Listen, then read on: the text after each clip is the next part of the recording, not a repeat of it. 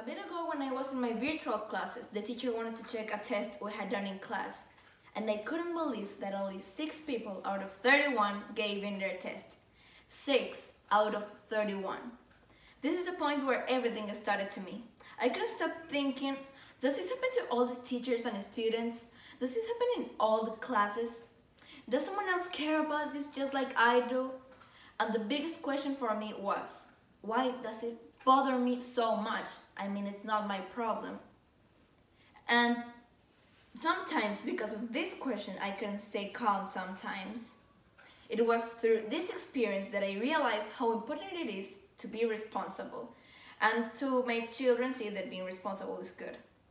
Look, I consider myself a good student. I pay attention and I do my homework.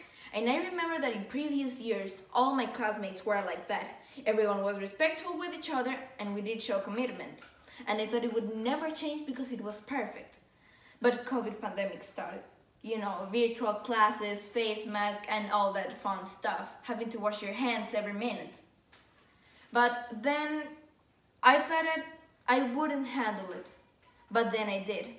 At this point I was like in mid-course of 7th grade and I thought, now everyone got adapted to this new reality and we're all gonna be okay. This is gonna pass in 1 year. I had a faith until the changes started. I remember that the first time this happened was in art class. Somehow some students thought that this class in particular wasn't important at all. So the first time only 10 students didn't give in their work. You might be asking, why they say only? 10 is a lot of people. Well, for me, it's a little amount. The next time it happened was in English class. Almost nobody paid attention to the teacher or participated in class. I was really worried at this point. But I told myself, this surely won't happen again.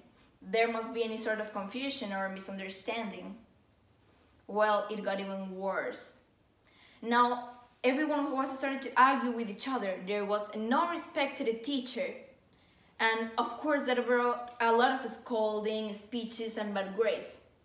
But after all, those are only that, right? Scoldings, speeches and bad grades. Some students couldn't see the real meaning on their lives and in their schools. And I remember that some students didn't even take care about connecting to the class or their discipline. I was really worried about this. But let me tell you that I was really concerned, but not at all, because my closest social circle, my friends, haven't fallen into that yet. But I remember that one day it changed. I remember that after all days we used to get together in a meeting during 1 hour. We used to watch YouTube videos, to sing, to talk about what happened in class, you know, something fun, girl stuff.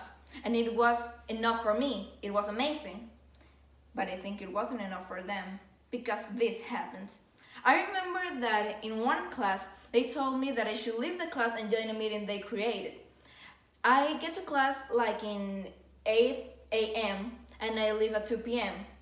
And it was like, no, we can't do this. We have to be a good example for other children. Then I realized that they were doing it during all day, every single day, without inviting me.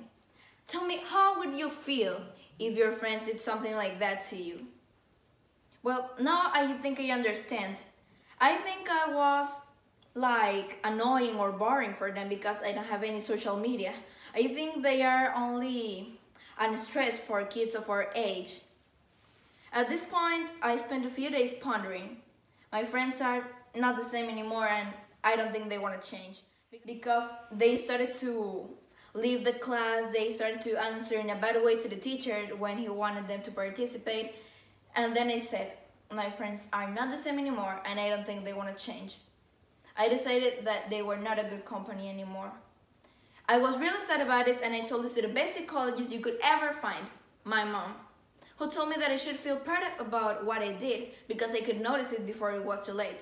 Then I got more confident in my decisions and kept living normally.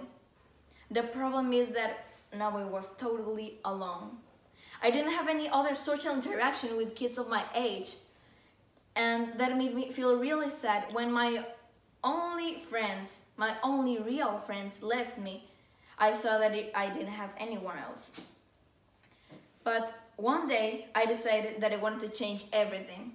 I wanted to make new friends and to make the people see that being a good example is really good. Being a good student is cool. But the problem is that I think I gave the wrong idea to my classmates. I don't know exactly what happened, but I got the message. I think they thought I was showing up, I was a big deal, and I was rubbing it on their faces. And that's the opposite idea I wanted to give. I only wanted to be a support for them to learn, to be a good example, and to make them see that being good at class will be pretty good for your future. Then I started to lose all my hope. Besides of being alone, now I felt rejected too. I couldn't understand why me and my classmates were too different, you know? And at this point, I thought, and I also believe this, that we as children, that our only responsibility is to study, to keep learning, and to be kind. For me, it's like not doing it, it's like not having any goal or aspirations. It also shows our values, who we are, and not doing it, it's like betraying them. I think that it feels good to get out of the class, to eat during class, to sleep, to play. I know I'm also a teenager and sometimes I also wanted to do it. But the difference is that everyone chooses his own priorities. Who you want to be and how you want people to think about you when they see you. I have a friend that is like 20 years older than me who told me something very wise. I can solve all the problems of this world by myself in one day, but I can help one by one, slowly, just like everybody that is here. Also, my mom who told me that I would never feel or be alone or rejected anymore. Everything that was happening to me at that time made me think out of the box, to see new worlds. And I started to think about the future. We as kids are the future of the country. We as kids are the future of the whole world. And I want you to think, what kind of people does this world need for having a better future? Have you think about it? I also started to imagine if there were more people just like you, just like me, that want to make a positive change in this topic. That is what I'm doing here in front of you. My name is Zabala from 8th B in Liceo Panamericano. Thank you very much to all of you.